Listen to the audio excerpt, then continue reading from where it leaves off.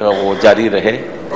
फिर उन्होंने कहा हमारी फ़ोटो भी लगाया करो, हमारी थोड़ी सी पोइट्री भी दिया करो। वो हम फिर उर्दू में भी देते हैं, हिंदी और पंजाबी में भी देते हैं, ताकि ये पोइट्री का शौक़ बढ़ सके। तो बातें बहुत सी करने वाली हैं, लेकिन बहुत से बोलने वाले हैं, मैंने चले जाना है। तो मैं एक बार शुक्रिया अदा करता हूँ कि आपने बड़ा मुश्किल काम मुझे सौंपा और मुझे ये मौका दिया कि मैं आपके बीच आकर कुछ अपने पंजाब के जो हिंद समाचार के बारे में, या उस हिस्से में जहाँ उर्दू अब आहिस्ता आहिस्ता जा रहा है, वो उसकी बात कर सकूं। आप अगर कोई यहाँ कोई फैसला करेंगे कोई इसको बढ़ाने के लिए, तो पंजाब केसरी ग्रुप आपके साथ पूरी तरह से खड़ा है और पूरा शानो बिशाने खड़ा है। हम जो भी करेंगे आप इस दिशा में, वो हम उसके साथ पूरा सहयोग देंगे, पूरी मदद देंगे, साथ खड़े हैं। धन्यवाद। जय हिंद।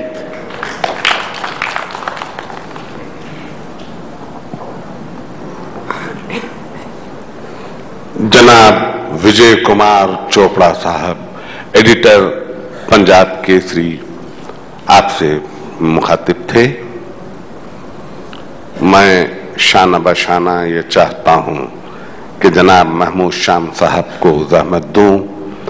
नायब सदर जमहूरिया अपनी उड़ान भर चुके हैं। दिल्ली और हैदराबाद के दरमियान उनका तैयारा परवास कर रहा है। मेरी दुआ है कि वो बखूबी और सलामती के साथ हैदराबाद तशरीफ लाएं, लेकिन वो तो अपने वक्त पे आएंगे। इससे पहले महमूद शाम साहब आपसे दिल से दिल की बातें करेंगे। जनाब महमूद शाम अच्छे शायर, अच्छे अदीब, बुलंद परवाज सहीफा निगार, जनाब महमूद शाम। बिस्मिल्लाहिर्रहमानिर्रहीम। मैं हैदराबाद जब भी आते हैं बहुत खुशी होती है कि आप हैदराबाद की गलियों में नहीं बल्कि तारीख़ के औराक में दाखिल हो जाते हैं। बहुत सदियां हमारे साथ चलती हैं। रोज़नामा सियासत जाहिद अली खान साहब के पहले भी हम नमक खा चुके हैं। एक बार साउथ एशियन एडिटर्स फोरम की मीटिंग यहीं हुई थी, तो जाहिद अली खान साहब की भी हमेशा कोशिश ये होती है, हम लोगों की भी, कि पाकिस्तान और हिंदुस्तान के अवाम के दरमियान, लोगों के दरमियान जितनी भी मोहब्बत पैदा हो सके। मैं तो यहाँ हिंदुस्तान में 1972 से आ रहा हूँ। शिमला मुआहदा जंग के लिए मैं कवर किया था, जहाँ पहले बहुत मायूसी थी और ये था कि शायद मुआहदा ना हो, लेकिन ना होते होते मुआहदा हो गया था। फिर आगरा में हम आए थे तो वहाँ मुआहदा होते होते रह गया था कि कुछ हमारे उकाब थे हॉक्स, कुछ आपके उकाब थे, जिन्होंने जो आपस में उस वक्त मुफाहमत हुई थी वाजपेयी साहब की और मुशर्रफ साहब की, उसको नहीं होने दिया। फिर बाद में मुशर्रफ साहब ने क्रिकेट डिप्लोमेसी के ज़रिए उस मकसद को हासिल किया। तो आज जब हम यहाँ जमा हुए हैं उर्दू एडिटर्स कॉन्फ्रेंस के लिए, उर्दू हमारी कौमी ज़ुबान है, लेकिन मैं बरमला ये लिखता भी रहा हूँ, कहता भी रहा हूँ कि उसके लिए ज़्यादा कोशिशें उर्दू के फ़रोग़ के लिए हिंदुस्तान में हो रही हैं। अभी कुछ दिन पहले ही अंजुमन तरक्की उर्दू पाकिस्तान कराची में एक किताब का इफ्तिताह था, तो वहाँ उनके सेक्रेटरी जनरल ने कहा कि उनको शायद 5 लाख रुपए की ग्रांट मिलती है सालाना, तो वो भी मिलने में मुश्किलात थी। तो उन्होंने वहीं कहा कि हिंदुस्तान में अंजुमन तरक्की उर्दू को 5 करोड़ की ग्रांट मिल रही है। और आपके यहाँ से जो उर्दू के सरकारी में जरीदे शाये हो रहे हैं, उर्दू दुनिया आजकल, वो हमें इंडियन हाई कमीशन के ज़रिए मिलते हैं, तो उनके ज़ेबाइश व आराइश का मेयार भी बहुत अच्छा है, तबात का, और जो उसमें चीज़ें छपती हैं अफसाने, शायरी या तज्ज़िये सियासी, उनका मेयार भी हमारे सरकारी जरीदों से बहुत अच्छा है। تو اس لیے ایک طرف تو یہ خوشی ہوتی ہے، لیکن دوسری طرف جو وجے کمار جی نے بھی بتایا اور اس کے علاوہ بھی معلوم ہوتا رہتا ہے کہ اردو اخبارات جو کسی زمانے میں جن کی اشاعت بہت زیادہ تھی اب وہ کم ہو رہی ہے، اور یہ میرا خیال ہے ہم دنیا میں دیکھتے آئے ہیں کہ جن زبانوں کی کچھ اقتصادی طور پر ضرورت نہ رہے، جو یوٹیلیٹی آپ کہتے تو وہاں پھر وہ ان کو زوال آتا ہے. جیسے کراچی میں یہاں سے جو لوگ گئے تھے گجرات سے بمبئی سے، تو پہلے ہمارے یہاں گجراتی اخبارات صبح میں بھی شائع ہوتے تھے اور شام میں بھی ایوننگ کرتے، کتابیں بھی چھپتی تھیں، چونکہ وہاں اب گجراتی نہیں پڑھائی جا رہی اس لیے رفتہ رفتہ وہ اخبارات بند ہو رہے ہیں. تو یہ ایک المیہ ہے کہ اس کے لیے کوششیں نہیں کی جاتی، ہم پیچھے رہ جاتے ہیں. لیکن پاکستان میں اردو ویسے عوامی سطح پر سب سے زیادہ مقبول زبان ہے. ہمارے یہاں سندھی بھی بہت زیادہ ڈیولپڈ زبان ہے، بلوچی ہے، پشتو ہے. ہمارے بابر ایاز بادشاہ صاحب تشریف رکھتے ہیں، اردو میں اخبار نکالتے ہیں. مشرق پشاور میں نے وہاں بھی کالم لکھنا شروع کیا، تو جتنا رسپانس وہاں سے مل رہا ہے یہ خوشی ہوتی ہے کہ پشتو بولنے والے اردو پڑھ رہے ہیں اور بہت زیادہ غور سے پڑھ رہے ہیں. پھر وہ اس پہ اپنے تبصرے بھی کرتے ہیں، تجاویز بھی ہمیں دیتے ہیں. تو اتنا میں جنگ سے خود بھی بہت برس وابستہ رہا ہوں. سہیل بڑھائے صاحب ناراض نہیں ہوتے، جتنا رسپانس ہمیں مشرق پشاور سے مل رہا ہے اپنے کالم پر اتنا جنگ میں بھی نہیں ملتا تھا. تو یہ ایک میں بتانا چاہ رہا ہوں کہ جو علاقائی ان میں جو لوگ اردو پڑھتے ہیں وہ بہت زیادہ درد سے اور دلچسپی سے پڑھتے ہیں اور ان کا شعور بھی بہت زیادہ ہوتا ہے. تو ہمارے یہاں جو سیاسی طور پر اردو ہے جو ایک رابطے کی زبان ہے، چاہے سندھی ہوں، بلوچی، پشتو بولنے والے، پنجابی بولنے والے، لیکن آپس میں جب وہ ملتے ہیں تو صرف اردو ہے جو ایک آپ رابطے کی زبان کہیں، اس کو کاروباری زبان کہیں، سیاسی زبان کہیں، سب کہ آپ دور دراز علاقوں میں بھی چلے جائیں، کہیں قبائلی علاقے میں، فاٹا میں یا سندھ میں، تو وہاں آپ کو وہ جو بھی بزرگ ہو جوان ہو وہ اردو ضرور سمجھتا ہے اور وہی ہم اسی میں آپس میں بات چیت کرتے ہیں. تو میں ایک بار یہ لکھا بھی تھا کہ سندھی، پنجابی، بلوچی ہو کہ پشتو خوشبو سب کو آپس میں ملاتی ہے مہکتی اردو.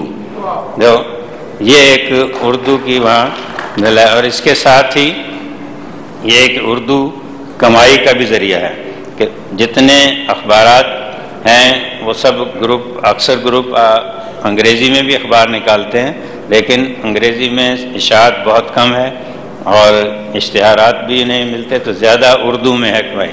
ڈان بہت پرانا اخبار ہے، انہوں نے اپنا جو چینل شروع کیا تھا انگریزی میں تو اس کو انہوں نے بند اسی لیے کرنا پڑ گیا کہ اس کی جگہ انہوں نے اردو چینل شروع کیا ہے کہ انگریزی میں نہ تو کوئی زیادہ سننے والے ہیں، دیکھنے والے ہیں، اور نہ کوئی اس میں زیادہ کمائی ہوتی ہے. تو میں ہر جگہ مگر یہ بھی کہتا ہوں کہ اردو میں یہ سارے بڑے گروپ بہت کما رہے ہیں، اردو ان کی کمائی کا ذریعہ ہے، یہ ادارے امیر ہو رہے ہیں، لیکن اردو غریب ہو رہی ہے، کیونکہ اردو جتنی استعمال کی جا رہی ہے اور جو بھی آپ کے واقعات ہوتے ہیں، حادثات ہوتے ہیں، سیاسی گفتگو ہے یا کوئی سائنس میں ایجادات ہیں، اس کے لیے کوئی ادارہ اس طرح سے کوشش نہیں کر رہا ہے کہ جو بھی اصطلاحات نئی آتی ہیں، جیسے ان کو ساتھ کے ساتھ اردو میں منتقل کیا جائے. جیسے آپ کے ہاں برسوں پہلے عثمانیہ یونیورسٹی نے یہ کام کیا تھا، اس کو ایک تسلسل ملنا چاہیے. تو بہت سی جگہ انگریزی زبان کے الفاظ استعمال کر لیتے ہیں ہم، یا پھر کچھ ایسی الفاظ کہ ہمیں اس کا پوری طرح مفہوم سمجھ میں نہیں ہوتا ہے، جو اینکر پرسنز ہیں کہ وہ ایسے الفاظ استعمال کرتے ہیں کہ جو جاننے والے ہیں ان کو اس پہ ہنسی آتی ہے. مثلا میں یہ واقعہ کئی جگہ سناتا ہوں کہ ایک چینل سے سیلاب کے دنوں میں ایک ہو رہی تھی کہ مدد کے لیے ان کے لیے اپیل کر رہے تھے کہ ہمارے جو سیلاب زدگان ہیں بہت مصیبت میں ہیں، ان کی طرف ہاتھ بڑھائیے اور ان کی مدد کیجیے. تو ساتھ وہ خاتون کہنے لگیں کہ ہم آپ کی دست درازی کے منتظر ہیں. تو میں کہا کہ بھی کون کافر سے انکار کرے، لیکن وہ بیچاری چاہتی بھی تھی یہ نہیں ہے، تو اس نے ہاتھ بڑھانے کا ترجمہ دست درازی کر لیا. یا ایک جب عراق پہ بمباری گولہ باری ہو رہی تھی، اس وقت ہمارے ایک بہت سینئر تجزیہ کار نے کہا کہ عراق پر اتنے گولے برسے ہیں کہ پورا عراق منور ہو گیا ہے، اور دوسرے نے اس سے آگے بڑھ کر کہا کہ بکہ نور ہو گیا ہے. تو یہ ہے کہ اس کے لیے ہمیں جو کوششیں کرنی ہیں، جو پرانے لوگ ہیں اردو کے خیر خواہ، اردو کے محبان، ان کو چاہیے کہ کوئی ایسا تربیت کا انتظام کریں کہ ہمارے ہاں زیادہ انگریزی بہت زیادہ استعمال ہو رہی ہے، تو اسی سے ہم سوچتے انگریزی میں ہے پھر اس کو اردو میں منتقل کرتے ہیں. تو ایسا ہو کہ کوئی نئے اینکرز کو، رپورٹرز کو، ان کو سکھانے کے لیے اردو کے اس طرح ہم اسی کانفرنس کے ذریعے بھی کچھ ایسا ادارہ قائم کر سکتے ہیں جو کرے. اور اردو پھر پاکستان اور ہندوستان کے درمیان بھی رابطے کی زبان اردو ہی ہے. آپ کے فلمیں آپ کی ہمارے یہاں اتنی مقبول ہیں کہ ہماری فلمی صنعت ختم ہو گئی ہے. ہم نے اپنی فلمی صنعت آپ کی فلمی صنعت پہ قربان کر دی ہے. تو اس گانوں کی وجہ سے بھی اردو صرف پاکستانی آگے دبئی میں ادھر سب جگہ وہاں بھی سمجھی جاتی ہے. تو یہ ایک اچھا ہے علاقہ، اگر ہم اس پہ فائدہ اٹھائیں اور ان کو کوئی ایسا ادارہ قائم کر لیں جس سے تمام صرف پاکستان ہندوستان نہیں، باہر بھی جہاں امریکہ کینیڈا میں اردو اخبارات نکل رہے ہیں کہ وہ بھی سب جو نئی اصطلاحات ہوں، خاص طور پر جو عالمی بینک IMF وغیرہ کی طرف سے نئے آتے ہیں فارمولے پیکیجز، تو ان میں بھی اردو کو ایک ایسے الفاظ آپس میں مل جل کر طے کیا جائے کہ بھی یہ اس کی جگہ اصطلاح، اگر آپ کو انگریزی اصطلاح اچھی لگتی ہے تو اس کو بہنی استعمال کر لیں، کیونکہ اردو میں ایک اور جو بہت بڑی ایک امکان ہے کہ کوئی بھی زبان ہو، کوئی آواز ہو جو بعض آوازیں انگریزی میں نہیں ادا ہوتی، بعض پرشین میں نہیں ہوتی، عربی میں نہیں ہوتی، تو اردو میں یہ خاصیت ہے کہ کوئی بھی پے ڑے ٹے سب ہم استعمال کر لیتے ہیں. اس لیے کسی زبان کا بھی لفظ ہوگا وہ ہم اس کو اپنا سکتے ہیں، لیکن بہتر یہ ہے کہ مل جل کر طے کریں کہ یہ لفظ ہی استعمال ہوگا. ہمارے ہاں پرائیویٹائزیشن کے لیے جمیل جالبی صاحب نے کیا تھا نج کاری، تو وہ چل گیا ہے، اس کا استعمال ہو رہا ہے. آپ کے یہاں سے ہمیں جو لفظ مل رہے ہیں جانکاری کے چینل سے، وہاں لوگ آپس میں بولنے لگ گئے ہیں جانکاری بھی، اور بھی کچھ لفظ ہیں. تو یہ اگر مل جل کے طے کر لیں گے تو یہ بہت اچھا رہے گا. اور جیسے وجے کمار جی نے کہا کہ پنجاب میں پہلے جب متحدہ پنجاب تھا اس وقت اردو بہت وہاں تھی، اور اردو اور زندہ دلانے لاہور اور لکھنؤ، نیاز مندان لکھنؤ اور احباب، ان کا آپس میں بڑی چپکلش معاشرانہ چشمک رہتی تھی، بڑے لکھے جاتی تھیں چیزیں. حفیظ جالندری نے کہا تھا حفیظ اہل زباں کب مانتے تھے، بڑے زوروں سے منوایا گیا ہوں. تو یہ چیزیں رہی ہیں. اب بھی پنجاب، حالانکہ زیادہ اردو بولنے والے کراچی میں رہتے ہیں، لیکن پنجاب ہمارا پرانا اخبارات کا بھی مرکز ہے، ثقافت کا بھی. تو زیادہ اچھی زبان اور لکھی اور بولی جا رہی ہے پنجاب میں. تو یہ پنجاب اب بھی اردو کے فروغ میں آگے ہے. تو ہمیں خوشی ہے کہ آج کی 2 روزہ کانفرنس سے یقیناً اردو کو بھی فروغ ملے گا، اور پاکستان اور عوام کے درمیان، ہندوستان کے عوام کے درمیان بھی قربتیں بڑھیں گی. میں نے اپنے کالم کا عنوان بھی یہ رکھا ہے، کتنا قریب کتنا دور، کہ ہم بالکل دیوار بدیوار ہمسائے ہیں، لیکن بعض سیاسی مصلحتوں کی وجہ سے ہم ایک دوسرے سے دور ہیں. اور جو نئی نسلیں آ رہی ہیں ان میں ایک طرف یہ بھی اچھی بات ہے کہ ان کو وہ جو اس وقت کی تقسیم کے ہجرت کے زمانے کی جو تلخیاں ہیں عرصے، ان کو اس کا تجربہ نہیں ہے، احساس نہیں ہے. اچھی بات ہے کہ دونوں ملکوں کی نئی نسلیں دونوں ملکوں کو خود مختار اور ساورن کنٹریز کی طرح دیکھ رہی ہیں. تو وہ ان کے لیے ہم اگر زیادہ حقیقت پسندی سے کام لیں گے تو زیادہ بہتر ان کے ذہن سازی کر سکیں گے. تو ایک بار پھر زاہد علی خان صاحب کو مبارکباد دیتے ہوئے کہ بہت اچھا اہتمام کیا ہے ہم سب کو یہاں جمع کرنے کا. और यकीनन इसके अच्छे नताइज बरामद होंगे। शुक्रिया बात।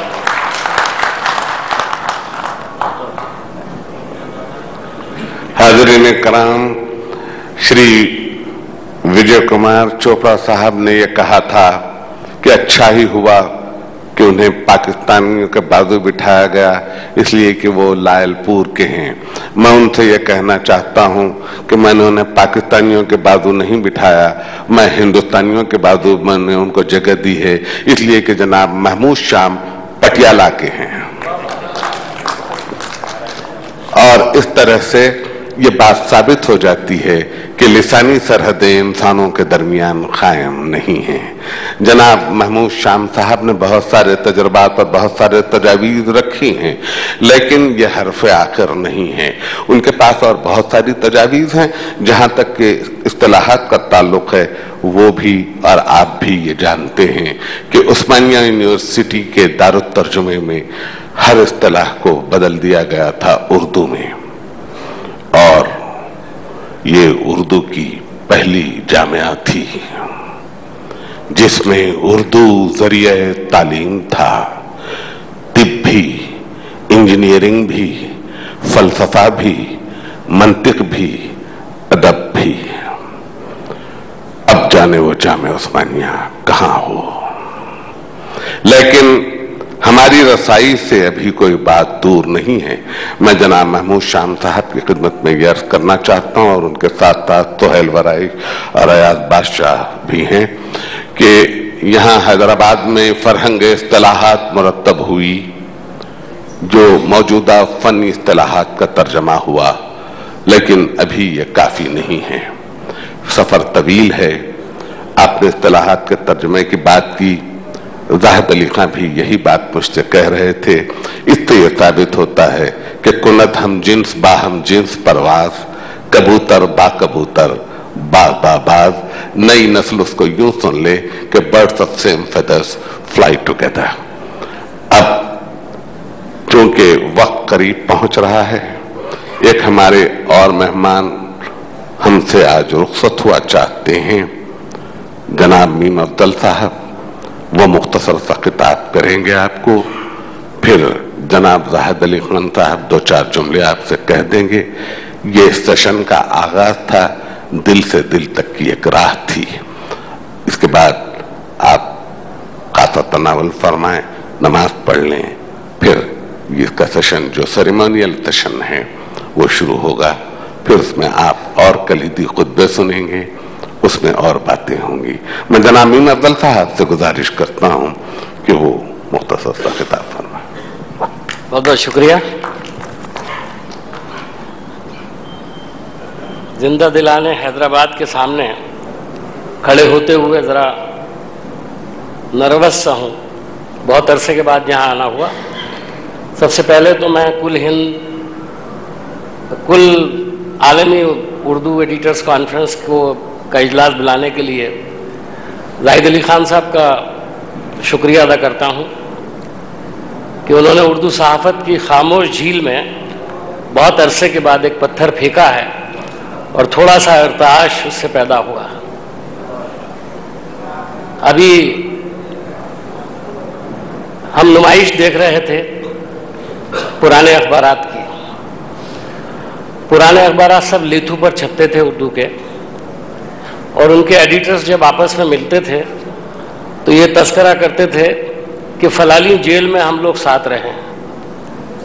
आज का जो उर्दू अखबार का एडिटर है, जब वो मिलता है तो उसका पर्चा ऑफसेट प्रिंटिंग पर छपता है, 4 कलर में छपता है, और उर्दू एडिटर्स आपस में तस्करा करते हैं कि हमारी पहली मुलाकात किसी वजीर आज़म के गैर मुल्की दौरे के दौरान हुई थी, या ईरान में हुई थी, या यूरोप के किसी मुल्क में हुई थी, जब हम कुछ कवर करने गए थे। सहाफ़त का ये सफ़र, मेरे इस छोटी सी जो मैंने आपको तजुर्बा बताया है, उसमें एक लंबा सफ़र हमने तय किया है। मौलवी बाकर हुसैन साहब को तोप से उड़ा दिया गया था 47 से पहले, और 47 के बाद अक्सर उर्दू अखबार के लोग जेल की हवा खाते थे। अब तो कोई थाने में भी उनको नहीं ले जाता, इसलिए कि माहौल बदल गया है। اور آج اردو صحافت کا اور اردو اخبارات کا یا کسی بھی زبان کی صحافت کا اور اردو اخبارات کا وہ اثر نہیں ہے. آج اردو اخبارات ہوں یا کسی بھی زبان کے اخبارات ہوں وہ رول ادا نہیں کر رہے ہیں جو انہوں نے آزادی سے پہلے کیا تھا. ہمارے بہت سارے دوست یہ بات کہتے ہیں کہ اردو صحافت ایک تحریک ہے جس کو کچھ قائم رکھنا ہے. میں سمجھتا ہوں کہ اردو صحافت تحریک تھی، اب وہ صرف ایک کاروبار ہے اور لوگوں کو خبریں پہنچانے کا اور اپنے خیالات پہنچانے کا ایک ذریعہ ہے. جہاں تک تحریک کی بات ہے مجھے اب تحریک والی کوئی باتیں نظر نہیں آتی ہیں. میں نے 1983 میں اردو کا ایک اخبار نو کا اجرا دلی سے کیا تھا اور آج تقریباً 28-29 سال سے یہ اخبار میں دلی سے نکالتا ہوں. میں یہ بھی بتانا چاہتا ہوں کہ آل انڈیا اردو ایڈیٹرز کانفرنس جو اردو اخبارات کی ایک بڑی تنظیم ہے اور علامہ نے ابھی ذکر کیا اور مجھے کہا کہ میں نے اسے قائم کیا، میں اس غلطی کو درست کرنا چاہتا ہوں. ہمارے بزرگوں نے اسے قائم کیا تھا، میں نے تو صرف 1991 میں اس کو جھاڑ پوچھ کر کے دوبارہ زندہ کرنے کی کوشش کی تھی کہ وہ تقریباً مر گئی تھی. اور 1999 کے اندر ہم نے اس کا سلور جوبلی اجلاس کیا تھا جس کو صدر جمہوریہ ہند کے آر نارائنن صاحب اور پرائم منسٹر گجرال صاحب نے جس میں شرکت کی تھی. ہماری اس